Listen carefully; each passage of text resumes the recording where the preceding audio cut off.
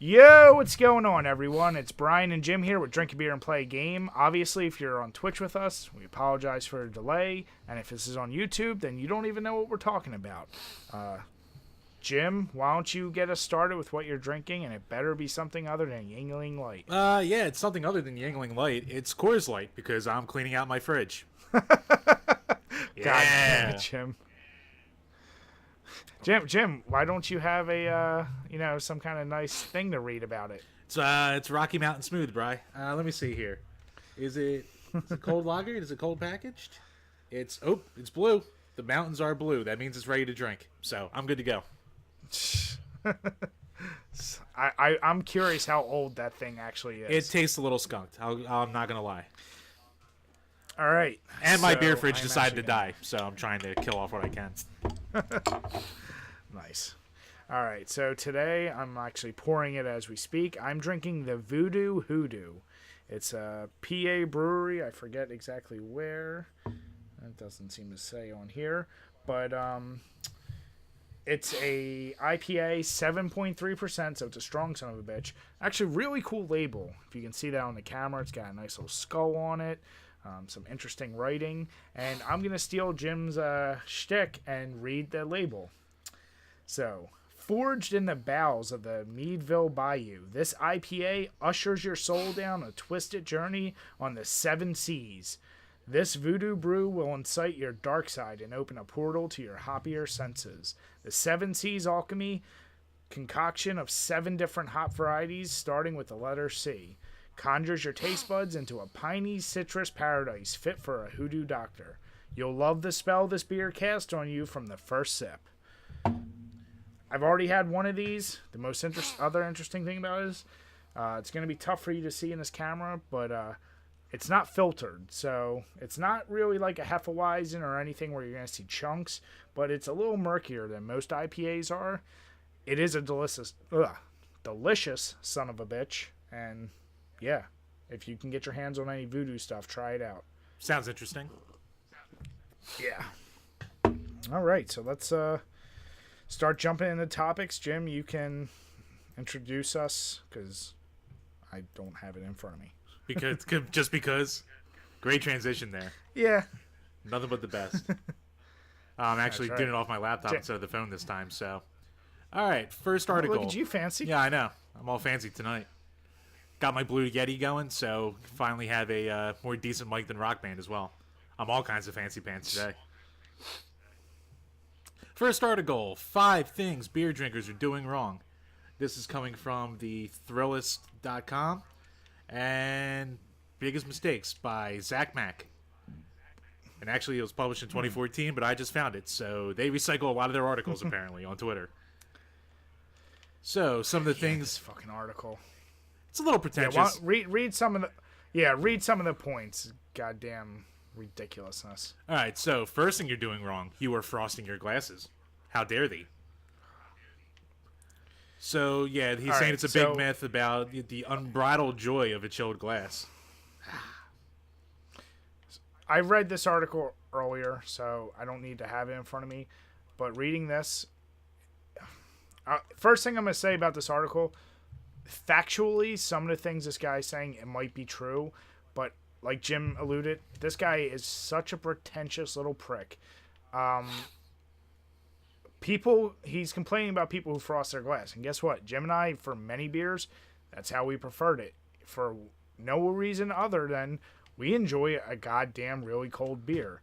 Yes, that might not be the technical correct way to drink a beer. We're not Brits. But sometimes you just want something cold. So, yeah, this guy, he can go fuck his sister. So, wow. What's the number 2?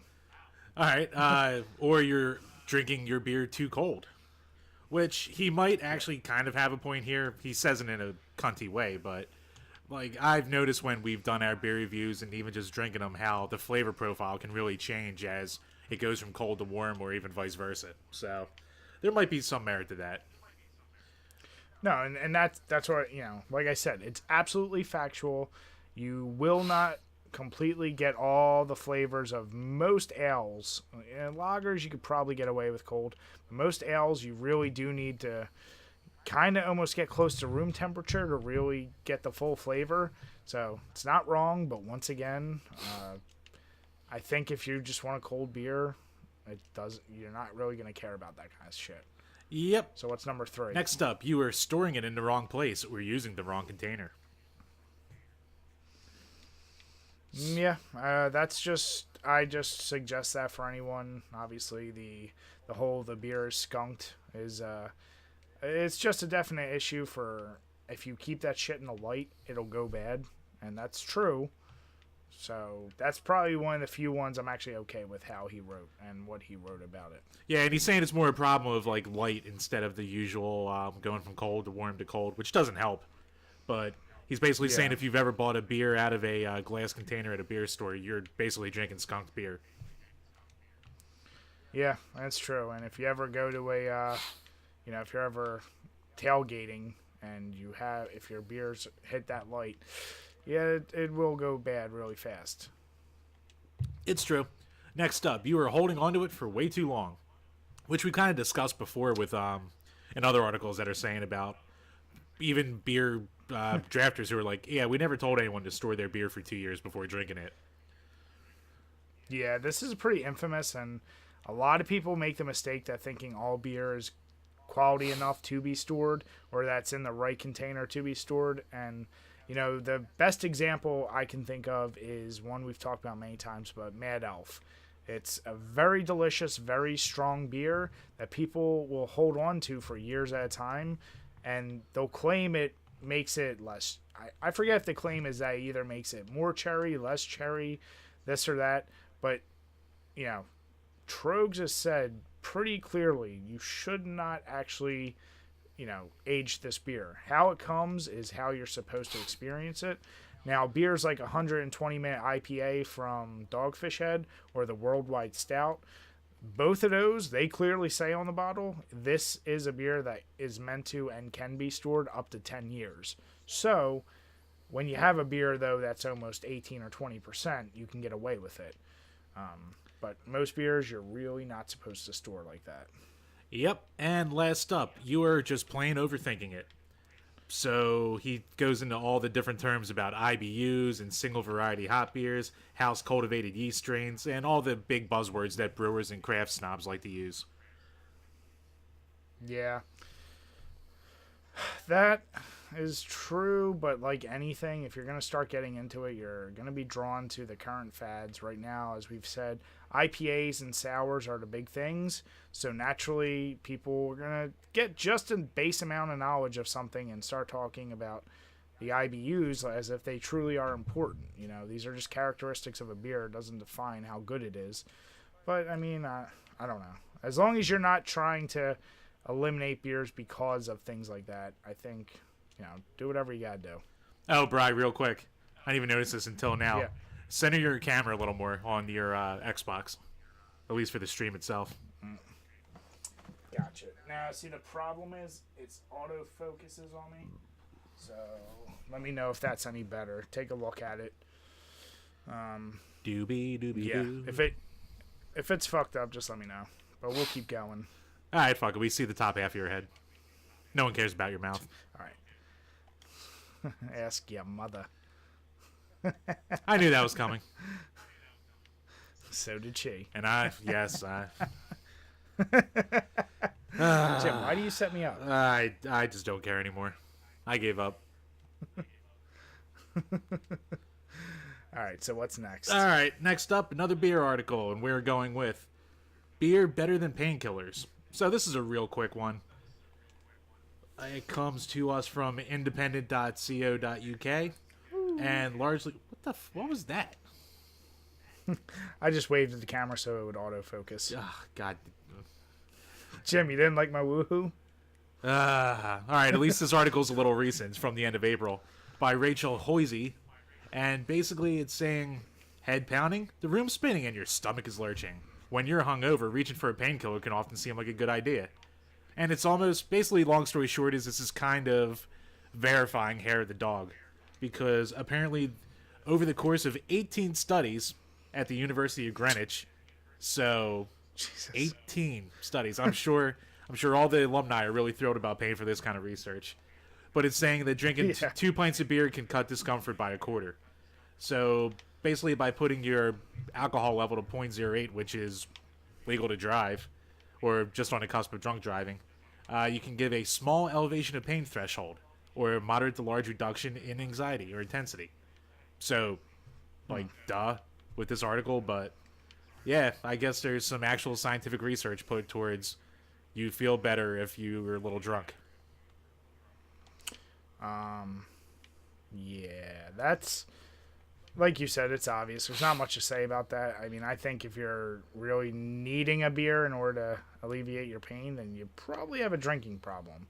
And unfortunately, alcohol is one of those things that, yeah, as we learned in, I think, that little short week in Cancun, we drank our asses off. And if you even took a few days, for a few days when I wasn't drinking after, I actually didn't feel too hot. So, yeah. No, just there's a definite. Just be careful when you're drinking. There was a definite recovery period after that. We downed a lot of Tecate and a lot of Long Islands, and a lot of money. That was our breakfast. Well, money was fake right then, Jim. Oh yeah, funny. Well, money was future us problem. It wasn't current us problem. That was not Cancun Jim's problem. I think I'm still partially paying for that trip. Jesus. Yeah,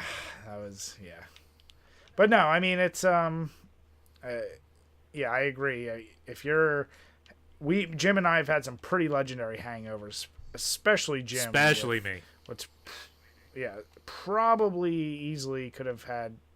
I'm pretty sure you definitely had alcohol poisoning, but I mean, if you're getting to that point where you need legit pain pills and not just downing a bunch of water or Pedialyte or coconut water to get over your hangover, then first I'd say worry about maybe drinking a little bit less. Oh. Just a piece of advice. Oh, Pedialyte. How you would become a recent staple. Actually, I've barely been drinking lately, so after these couple beers, I'll probably be drunk by the end of this podcast. I know you're not allowed anymore. Don't have the time. Yeah, that's what it is. That's the story I'm going with. Don't have the time, you like women, whatever stories you got to go with, Jim. Hey, whatever gets me through the day, right? Bride, don't shun me. So what's next? All right, so next... Jim, I accept you for your lifestyle. God damn it. So last up for the beer topics is coming from VinePair.com, which is called Why You Should Be Pairing Your Food with Beer, Not Wine. It is by Erin Peters at the Beer Goddess. And basically, long story short, she's just kind of making the argument that you can do just as much pairing with beer as you can do wine with food. And you'll find a ton of different articles out there. It doesn't go into it here, but a lot of people say pairings are bullshit anyway. So take it with a grain of salt, but yeah, she's just going into the pros of how there's so many different beers, so many different flavors, and how that can be, leading into beer pairings and, basically what we've been doing with video games for all these years with our scientific background. Yeah, the one thing I wouldn't... Pairing is, like anything else, very subjective, and as long as it's well thought out, there's things that make sense. Like certain foods obviously do go better. Like if you're going to have a stout, you shouldn't be eating hot dogs with it or something like that. There are certain foods that make more sense to drink with certain things. But as far as being better than wine, the one thing I will say is there's a significantly larger number of styles of beer than there are wine. So just from that alone, you have more variety. That's kind of what the article was getting to. Yeah, so... double hit. God damn. Jim, I just shot a zombie through his face and it hit another one in the chest. Don't say that's not impressive. I just won't say anything then. But no, I mean, in general, I think that's at least an interesting topic, if not just one that's, trying to get as many views as it can to be a little bit off topic. All right, let's move on to beer topics now. Well, we just left beer topics, Jim. God damn it. Well, so much for me being a professional. On to the gaming topics then. Right. Go ahead. Bitch. All right, so as we've started to start lately, what are you playing currently? What are you doing in your free time? Major one right now, other than obviously the Zombie Army Trilogy game. I've been playing through Bloodborne. That's a long son of a bitch and a hard son of a bitch, as most of you know. That's kind of my big go-to. That, and I'm actually going back through Fallout New Vegas at this time. Ooh. As I was talking, if you were watching on Twitch, as I was talking with Snarcast, next week the Friday the 13th game comes out, which is one I will absolutely be getting. So that'll be the new game I'm going to be trying. But yeah, right now those are the main ones I'm playing. Yeah, and for me, I really haven't been playing all that much. I guess between having a couple minutes here and there to play some Fantasy Zone, I've been doing a little bit of Mario Kart 8 on the Wii U. Not the new one, but yeah, outside of that, I haven't been doing too much gaming. Or, I guess, doing more Atari to try and finish up those videos finally. Ugh. Hey, you chose that life. I did choose this life. I was like, oh, I can get 6 videos out of this. What a great idea that was. Yeah. It's so easy, isn't it? Oh, it's so easy. It's just after a while, there's so many times I can play 3D chess and 3D tic-tac-toe where I don't want to kill myself. Mm-hmm. So, yeah. Any games that, I mean, obviously we've talked already about new games coming out, ones we're excited for, but, I mean, with your limited time and, you know, is there a new game that you're definitely going to make time for and go out and get? Well, Fractured But Whole isn't coming out till October, so I'm definitely going to get that once that comes out. And I actually just lately picked up, what are they, Titanfall 2 and Transformers Devastation, so I'm finally going to give them a shot. So they're newish within the last 2 years or so. What about Injustice? Yeah, too? I'll be getting Injustice. Almost forgot about that. I have to beat my buddy Snarkast. Jim, you couldn't beat your own I'm meat. doing it right now. That's why I'm sitting at a table God for damn this it. one.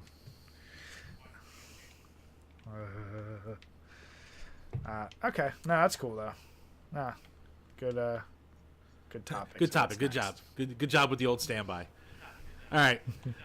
So the first one, it wasn't a direct question, but there's a guy on Twitter who we've been following forever called Retrojoe, and he basically had a thing where he recently sold off a ton of his collection just because of space issues, getting some money, and just being kind of sick of having all the clutter. So he kind of put the idea out there where if you had to sell your collection to keep 2 systems, what would you keep? Saw that. I actually really like this topic. It was definitely hard to think of. But just trying to be more logical and reasonable versus nostalgic, I narrowed it down to the 2 I feel best with. First one being my PS2 Slim Edition, if you will, just because that's probably the system I have the largest library for, and the ability to play PS1 games is huge. So I like that right there, which that's another one I have a crazy big library for. And then the second would probably be my Xbox 360. That one, once again, ton of Xbox games for, and I have the ability to play my old Xbox games on there. I just love the variety of games.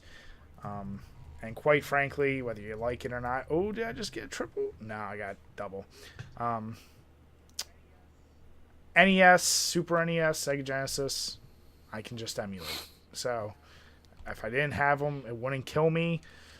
Yeah, I think that's definitely my choice. Like I said, I'm trying to be just more logical, less. Yeah, emulating's a good reason. I'm going to go in a weird direction. I mean, obviously, I'm going to pick the Genesis just for... Oh, Jesus. No. Don't. Goddamn. So I'm picking the Genesis because I've said it 1,000 times, it's my favorite console. I have a huge library for it. And I'm kind of in the thing where if I'm only going to keep 2 systems, all the disc-based ones, they kind of don't last as long as the old cartridge-based consoles do. So they're a lot easier to maintain, and eventually discs can get fucked up, all that shit. So I'm going to kind of keep it cartridgey, and I'm really having a hard time deciding whether going to cartridge and just really interesting route of the turbo, or the love I have for my 360 too. I do love my 360. I have a shitload of games for it. So just for having a huge library, I might have to give that the edge, but yeah, the Turbo's a strong contender for me right now, even though I have a pretty small library for it. Bro, I love my Turbo. I love my Hue cards. Okay. God damn it, Jim, you're so weird. All right, then let me ask you this: of all the systems you have, what would probably be the first to go?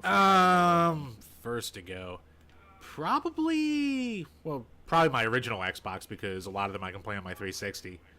But I guess if you're taking that out of the equation, maybe my Dreamcast, because I don't have that many games for it, and it's a great console, but it's just one I never get around to really either collecting for or playing that much. And I like the games I have for it. It's just I don't have enough nostalgia, I guess, to want to keep it around. Which, and Jim, can you just at least be honest and say that the Dreamcast is way better in TurboGrafx? No. God damn it, Jim. Nah, the Dreamcast is a better console just because it has a bigger library. And the library is pretty solid overall. Oh, no. And the game's better. Come on, don't be penny loafers. Penny loafers, kid. Don't you fucking dare. Yeah, think about it. All right. Well, I think if I had to think about the one I would be most willing to get rid of first, probably be my PS3, because it's a good one like too. Most people, I got that to be my Blu-ray player. I do enjoy the games I have for it, but like Jim just said, I don't have a ton for that system. So nostalgia's not an issue, and I have a PS4, so I don't, I'm fine with just that. Yeah, Starcast is saying how the Dreamcast is easy to pirate, so it's another good one to keep around. Which, yeah, it's a good point. And actually, I moved my PS3 upstairs for a Blu-ray, so if I had that in front of me, I probably would have picked that actually right away. Best console to play sports games on, but besides that, I mean, I have 20-some games for it, and yeah, it's okay. Never fell in love with the PS3. Yeah. I mean, you didn't get it for gaming. No, I actually got it for some games, but just not enough for... It wasn't my main gaming one of the last generation. Not by a long shot. Yeah. Yeah. All right. Okay. So what's next? All right, here's kind of a one from left field. So I listened to this one comedian's podcast. His name's Asterios Kokinos. He's the most Greek-sounding name in the history of time. But it's called the 5-Minute Podcast, and basically Patreon subscribers will give him a question, and he'll make a personalized podcast for them. So what one person gave in to him, and I'm directly ripping off, is, you know how in RTS games when you click on your characters, they'll give you little sayings every time you click on them, and they'll get more annoyed as you click on them? Mm-hmm. What would your voiceover reactions be for your character in an RTS?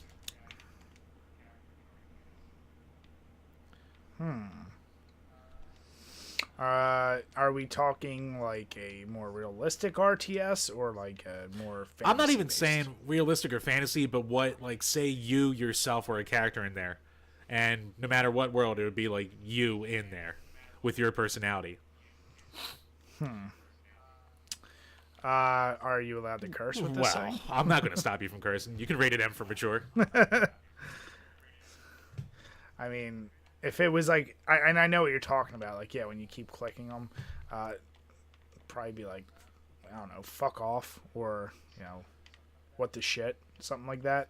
If it's supposed to represent me getting annoyed, yeah, I'd probably go with one of those. So mine would kind of go in a little, almost kind of how I am in my day-to-day life. So first it would just me be going, yeah, and then the next one up would be just me giving that old defeated sigh of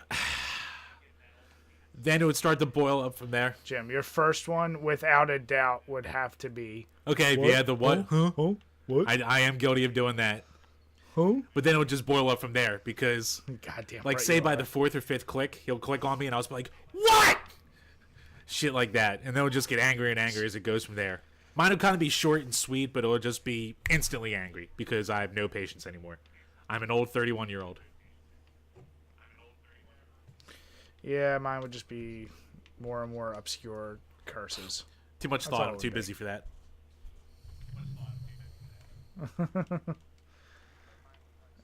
But mine would probably start off with things that would piss you off. Well, just of course to piss they you would. Off. Like asking if they want to squash the beef with Squad Deep. Squad, you motherfucker. Or saying, why don't you make it disappear? Or it's not going to suck itself. Would that be one of them too? Yep. Oh, we can get real blue with this. This will turn into a whole different game than an RTS. Turn different real fast. Yeah. That's an interesting topic, though. Another beer going down.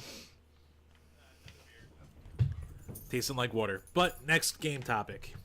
The next two are kind of intertwined with each other, and there's kind of been a big push lately with game developers and publishers and all that in making games more accessible for everyone. So Nintendo has a feature in the new Mario Kart 8 Deluxe on the Switch called Smart Steering. And it kind of caused a little bit of an uproar because gamers online are saying it's not fair. And basically what it is it's for more handicap kind of players. And it'll steer for them. And mostly what they have to do is just hit the acceleration button, maybe with minimal input steering. But it kind of what it does is it lets them play the game and not lose outright, but it doesn't give an advantage at all. There's been gameplay footage shown where people playing it, they wind up in like 10th place out of 12 players every time. So it's not a breakable thing, but it's just a more inclusive way for the whole family, which is what they're going for. And outside from that is Engadget's making a controller for disabled gamers. And it's actually kind of cool because it's almost like a one-handed kind of deal, and it's got all these interchangeable nodules. So you can put your sticks and you can put all your button layouts and all your triggers basically customized completely how you want. I think it's all held together by magnets. And basically, depending on your level of capability, you can really make a controller that's purely comfortable for you. So it's actually a really cool looking design. And it's almost like a mouse pad with all the things around it. So it's got 6 nodes. You have your triggers, your 2 analog sticks, a D-pad, your 4 face buttons, and I can't tell what the other one is. Probably your start and select, that kind of shit. But it's actually a really cool looking device, and especially if people can only play one-handed, I think it's a great way to let them be able to game. Yeah, no. First of all, obviously, anything that is meant just for helping someone who's handicapped or giving someone the ability to play with any type of disability, I'm absolutely all for that. Dick! With the first one, though, I thought from what I read, part of the problem was actually it like, how do I put this? It wasn't even so much about helping someone who might have a disability or having issues. I mean, it sounded like it just helped players who weren't good at the game, because the way I was reading it, it sounded like, well, the problem is you sometimes have a 4-year-old playing against a 15-year-old and he's never going to win. At least that's how it was framed in that article. And in a situation like that, I'm like, well, I mean, I played against my older brother in games and he would whoop my ass until I found a game I was better than him at. So for that purpose, I feel like that should be a feature that, and I don't know if it is automatically included or you have to select it, but if it's automatic, I would say you should probably change it to, you know, obviously if you have a kid, you're getting a video game for them. If there's an option to help that, put that in there. But if it's just automatic, maybe they don't need all that. Yeah, I can see that. Sense? I mean, I grew up the same time frame as you, and if you weren't as good at a game, you're going to get your ass kicked. But, I mean, if you want to have the whole family together and not have the youngest kid get too frustrated, again, it's not really giving them an advantage either, so they'll lose no matter what. But maybe it just keeps them in it a little more. I don't know, maybe I just don't care enough anymore, but games are, I think I can see the pros outweighing that maybe one con. But luckily, since it's balanced enough that it isn't giving them an advantage of any kind, I don't really have a problem with it. Yeah, it doesn't really matter Right. at the end of the day. I mean, if some, I mean, like you're saying, if you're good, you shouldn't worry if there's something like that, as long as it's not just like giving an advantage. But yeah, I mean, I get it, and it's Nintendo, especially that first one. They're obviously just gimmicky and family friendly, so that's what their games are built for. You know, it'd be different if it was something like you're playing Call of Duty and it's like you automatically have aim assist. But Bryce, so many have that online already. Yeah, they're just called cheaters. Oh yeah, Jim. true. Cheaters, cucks, dicks, assholes, all the above. But yeah, no, the other one, no, I think that's excellent. And from what I was reading, what's the deal with that controller he made? It was like 125, and most or all of the money goes to a charity or something. I forget. Let me take a look back at it real quick. It's a shame that like it's only this. There's not more things being developed, and especially from fucking companies like Nintendo who, you know, want to waste all their time doing stupid gimmicks and not cooler gimmicks. Oh yeah, it says a portion of the $130 you spend will go to the Children's Hospital and Veterans Medical Centers. So it doesn't really say how much of a portion, but No. hey, anything helps. No, that's a really, I think that's awesome. So, yeah, hopefully more people will do shit. Yeah, like that. I agree. Especially with the way technology is these days, there's kind of no reason for it to not to. So, and it's only good for the industry to have more Yeah. people playing. Oh yeah, absolutely. All right, next up, from back in May, our buddy Chris Ludacris. You've maybe seen us play with him online before. Gave us the article, giving us the heads up about the Video Game Hall of Fame and the new inductees for this year. Yeah, I saw that. Why don't you read them off? All right. Going. All right. Do you need me to just say them? So the yeah. Waiting. All right. So But it's no, definitely, it's definitely not the internet. It's just me being a dumbass this time. All right. So the original Halo Combat Evolved, Donkey Kong, Pokemon Red and Green, Street Fighter 2 are all the ones in this year's class. And yeah, I can't disagree with any of them. Yeah, that's a pretty excellent selection. Those are all games I think undoubtedly you were going to see get in. What I did find interesting was the nominees this year. A little lower down. Now, with any... Yeah, sorry, go ahead. Yeah, go ahead. Why don't you read All right, them so off? the finalists also included Final Fantasy VII, Microsoft Windows Solitaire, Mortal Kombat, Myst, Portal, Resident Evil, Tomb Raider, and Wii Sports. So, I think, once again, just like the ones that actually made the Hall of Fame, most of those titles will definitely get in eventually. I know you have a soft spot for Myst in your heart, Jim. I don't know if that one fully deserves being in the Why do I have a Gaming soft Hall spot? of Fame. I never played it. Because you used to recommend it for almost like at least 7 different games when we were used to do pairing. Yeah, it's an easy one to go to. See, dude doesn't even remember what he's It's been doing. years. I've been drinking for 3 But, straight years for this site. What do you want? Yeah, blame it Yeah. on that. But no, I mean, yeah. How could you not? I mean, I think what I had heard is some people were kind of about Halo being included, and no matter what your poison is, if you like first-person shooters, you cannot deny just how goddamn crazy big of an impact Halo was, especially for just consoles. Yes, obviously there were ones before that, ones that are bigger than that at this point, but like that. Go on. Really, Jim?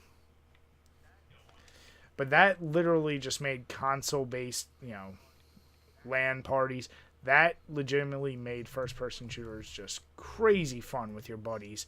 And I don't know, some people I think just hate on it because, now the overabundance, I think easily it can be said, first-person shooters are the most dominant game style right now. So I think it's easy to hate on that, since it probably could be easily considered as, the father/grandfather of most modern. Oh yeah, it's right easily one of the most important first-person shooters ever made. I mean, it's up there with, Doom, Wolfenstein, Quake, fucking GoldenEye, just on impact. Like, impact-wise, every console-based game basically controls the way it does because of Halo. So you can't deny it that. Donkey Kong, one of the most popular, famous characters in arcade games of all time. Pokemon, the original 2 games, you really need to say anything about what those have done. And Street Fighter 2, the game that started the entire friggin' fighting game craze. So, yeah, really solid list. Here's the one thing I had a question for, and I want to know your opinion. The Pokemon games. I mean, at what point, though, the only question I have about that is, like, were those two different enough from each other for them to be in? See, the thing with Pokemon games is 2 games get released at the same time. So each generation, it's basically the same game, but you have to have both games in order to collect every single Pokemon. So, like, those 2 almost make a full game when fully put together, I guess. So you couldn't have just red without green/blue. Green was the Japanese release. North America got blue, so whatever reason that was. But, yeah, so, no, you basically had to pair the 2 together.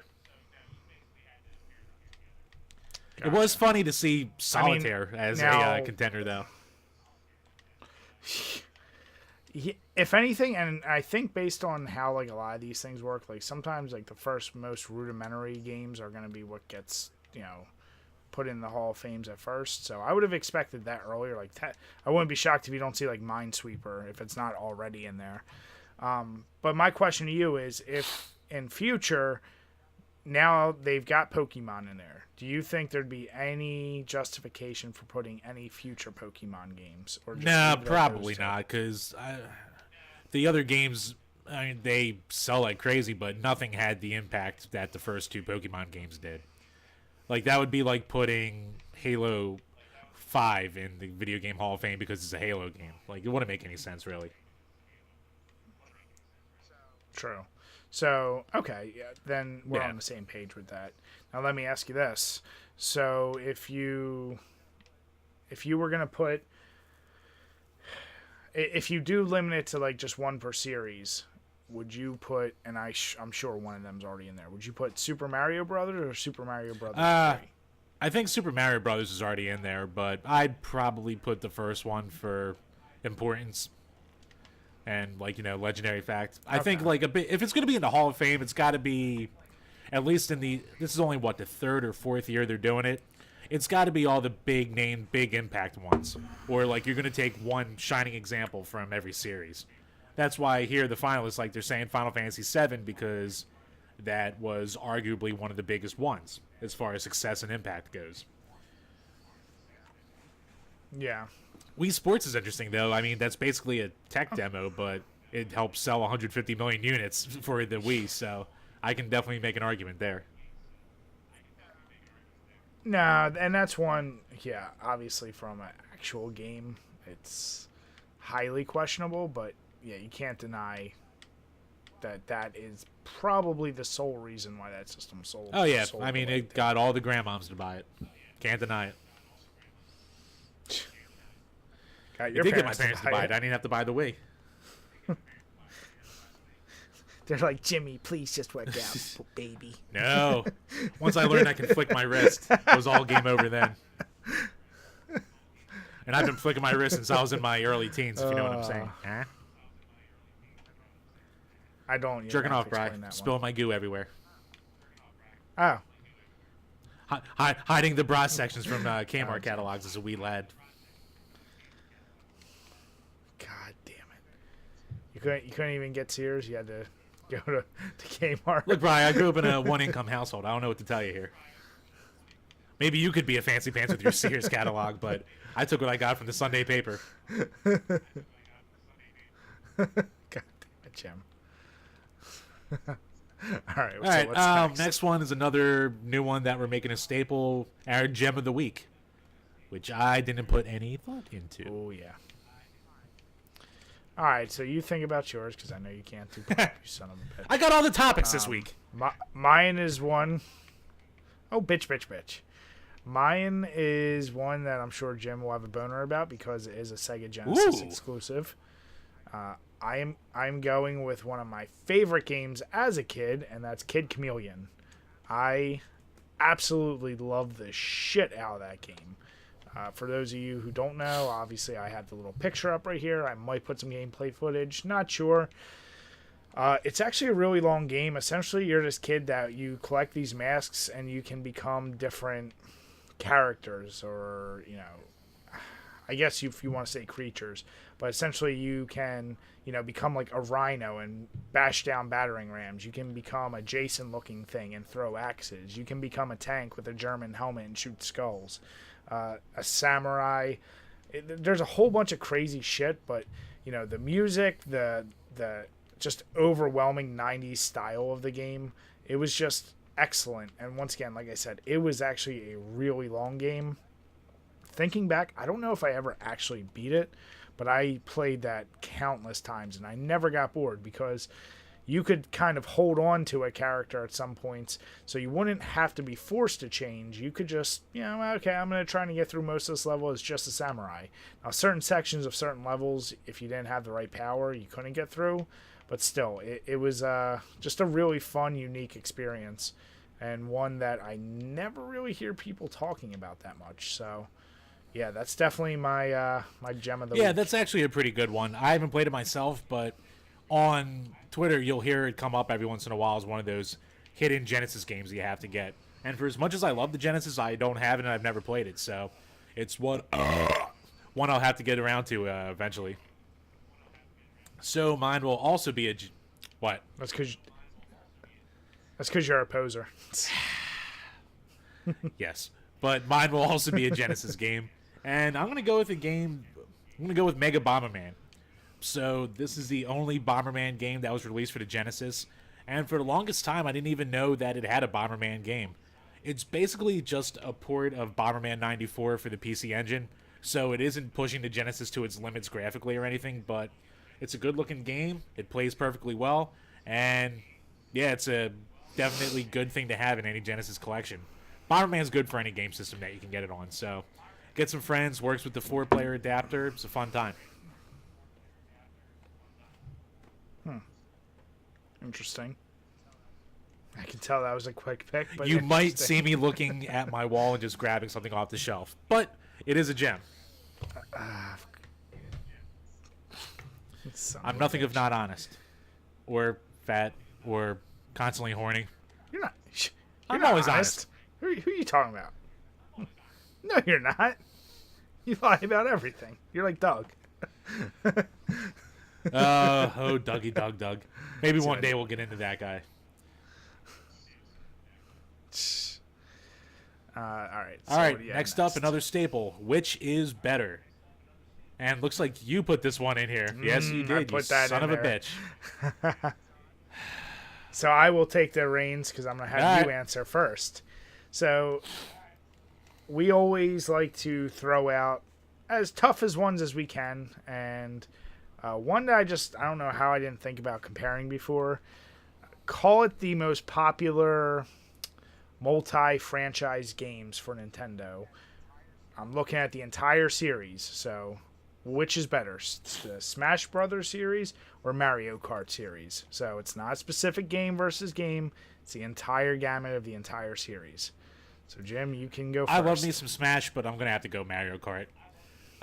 Especially if you're going the entire series, then obviously Mario Kart has a longer running series, and the games for the most part are really good. Maybe Mario Kart Wii is like one of the more weak ones. And a lot of people would bash Mario Kart 64 who are like true Mario Kart nerds, but I have too much nostalgia. I love that fucking game. So I can't go against Mario Kart. I do love Smash, though. I own all of them except for the one on the 3DS, and they're all great. Even Brawl. I like Brawl a lot, even though Smash nerds bash on Brawl. But if we're going to entire quality of work, I'm going Mario Kart. Jim, could it also possibly be because that's probably the game you're best at? Well, Mario Kart 64 is one of them, but I mean, I love playing the shit out of Mario Kart 8 online, and I get my ass kicked by Asians all the time. They Pearl Harbor me left and right.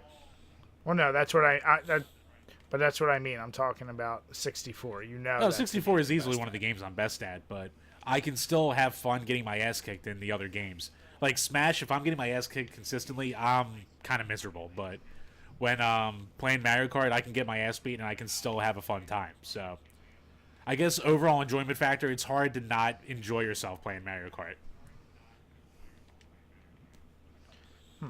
Okay. I'm going the opposite, and for most of the same reasons as Jim, I'm going with Smash. See, I actually feel like that's a game. To be honest, I'm not great at either game. I'm okay at best, but like, you know, in our groups of friends, like we clearly, like Jim is the best at Mario Kart N64, and our buddy John is the best at Smash Brothers. And the thing is like, I enjoy both games, but I feel like you can be worse at Smash Brothers and find more fun, because if you're bad at Mario Kart, like if you don't know all the little tips and tricks or like, you know, some of the control things, like Jim is that friend who he'll know how to do certain things or know shit and just won't tell anybody, and that's why he'll love to play a game against guys. So when you're playing that, like, you know, there's basically no chance, even with the power-ups and stuff, there's absolutely no chance you're going to ever win or even do something that's going to get you far enough where you're going to really have a good time. Whereas with Smash, for example, I used to always love pissing off our buddy John because I'd be Samus and it would never work, but I would charge up that huge shot, and on the one or two times I would get him, it would piss him off so much because it wouldn't even allow me to win, but it was just something goofy like that would always make me laugh. Plus, you always had that chance of picking up the hammer or just knocking off someone who's not paying attention. And with the gameplay being a little bit more phonetic and just faster paced, I always enjoyed that. So, yeah, I got to go with the Smash series. All right. But I think most people probably like Kart better. Wouldn't be too big of a stretch, but I mean, there's definitely arguments to be made for either one. And where else are you going to get that many characters together, right? Yeah. All right, next up. All right, so what was got a few user questions here. So, from @Duns29, what's the weirdest controller you've ever had to use in a game? I read that question. Is it the weirdest controller? Or controller? And whether it's something that you did with yourself as a challenge or that you had to use for a game, any kind of thing like that. Weirdest controller.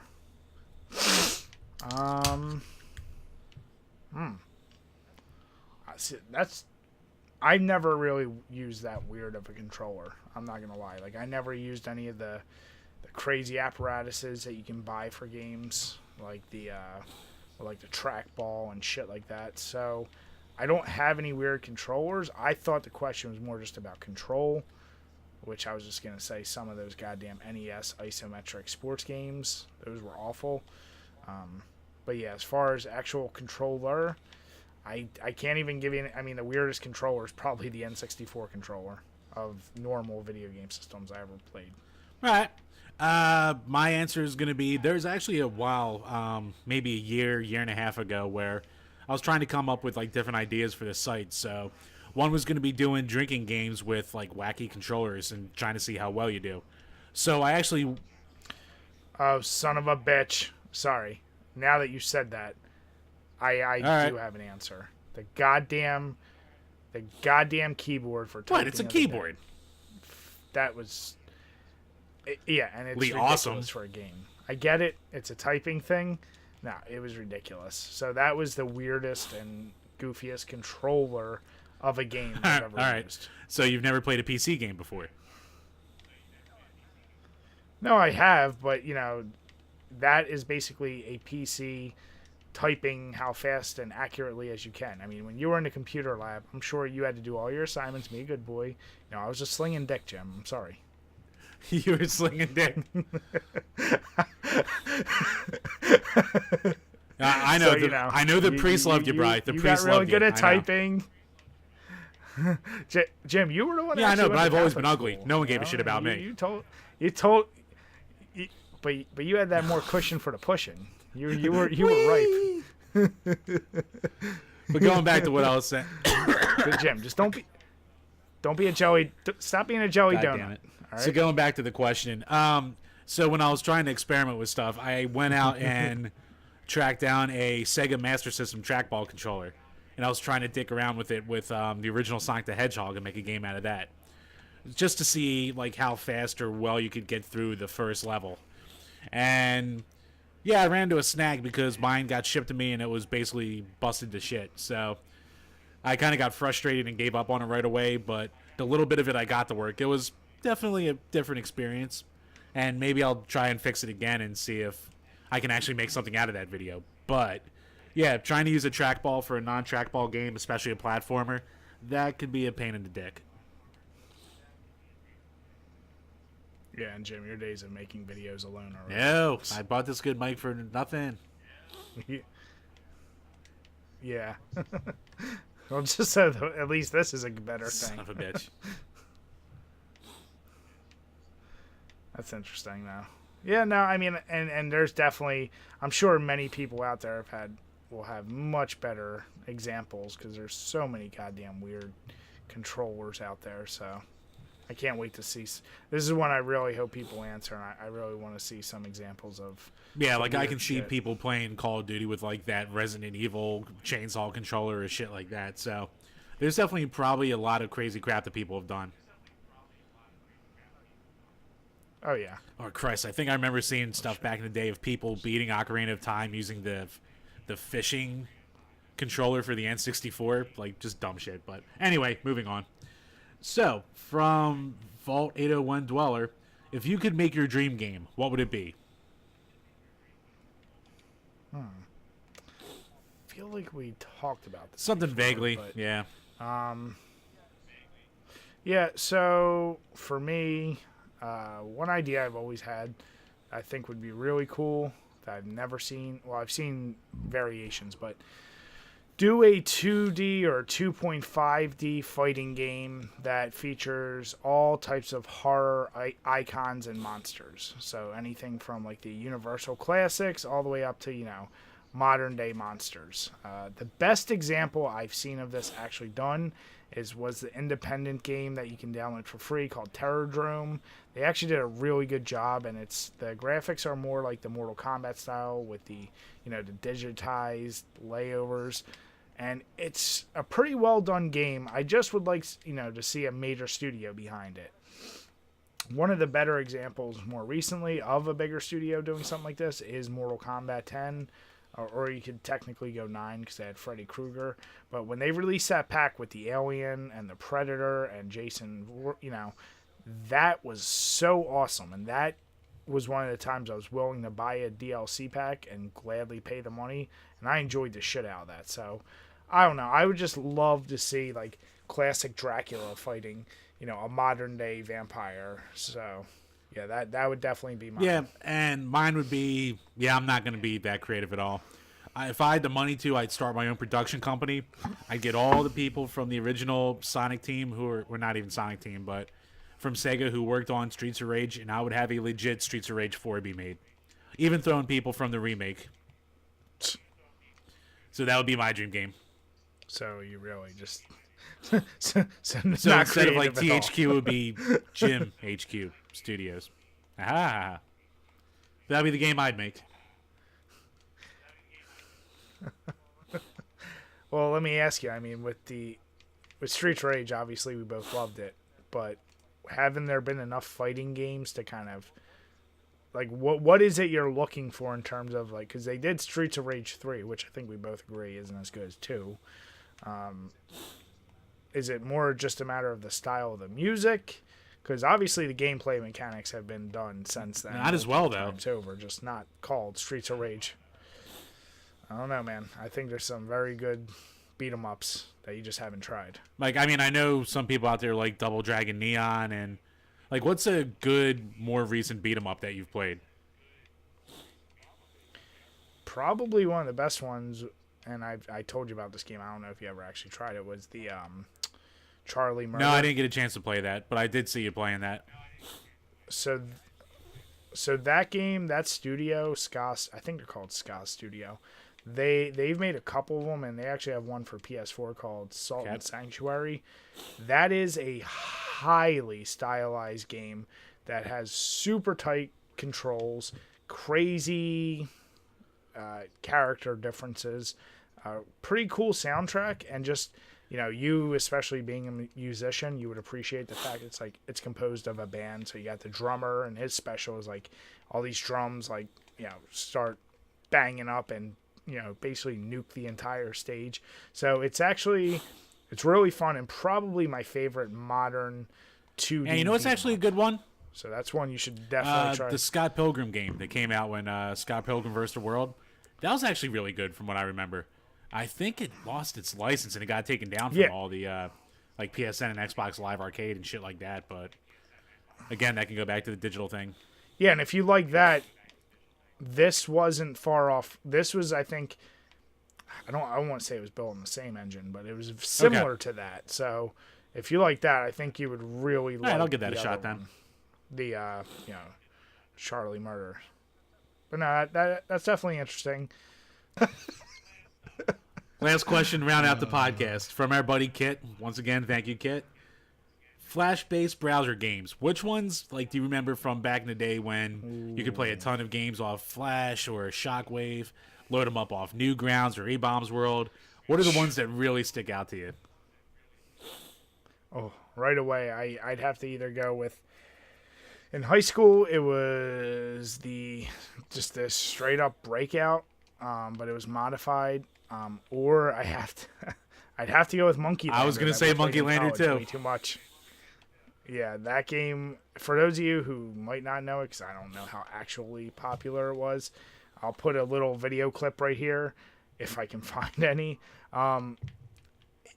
Just like every browser-based Flash game, it was so goddamn addictive, and it was so goofy looking. But goddamn, did we spend so much time playing this? Yeah, thing. we did. So, yeah, that would definitely be my. When I think about those, that's what I'm going with. Yeah, I played a shitload of like random tower defense games, or even like vertically scrolling shooters, shit like that. None of them I can remember the names of, and depending on the day, I'll just go through Newgrounds and, oh, here's a new game, and I'd pick on it and give it a whirl, and some of them were actually pretty damn fun. Yeah. I actually remember fucking back in high school, there was this, like, looking back, it was like this awful, like, almost timing based, but like just click a button to say punch or kick, like a Dragon Ball Z game. But I put hours into that thing. And like basically when you won, you would beat the Ginyu Force. So yeah, it was pretty early in the run, but yeah, I played the living shit out of Flash games, especially since I had a Mac, as I talked about before, and didn't have too many games to go with on there, so I took what I could get.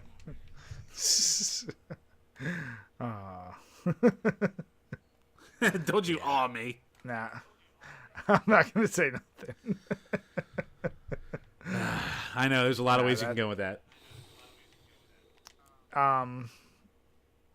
Yeah, no, that's Flash-based games.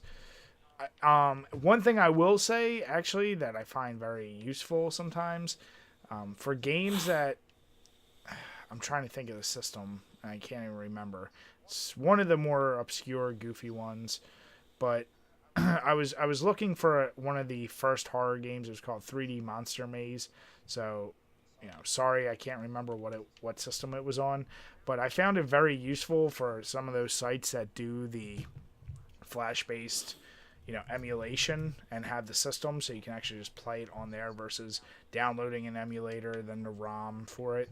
So I find it useful for systems like that, and even Atari games. Like if you don't want to emulate them, or you don't have it, or you don't have a flashback, I found some that are pretty goddamn impressive and perfect, and as far as how they emulate and the look, and it's been pretty useful for that. So I like seeing things like that. Yeah, or you also have like when Google will randomly make Google Maps turn into Pac-Man, that like once or twice out of a year that they'll do that. So yeah, that's always a cool little thing. And Snarkcast chimes in with Elf Bowling, which that was actually a surprisingly popular in the mid to late 90s. Oh, yeah. Fucking everyone was playing that. Yeah.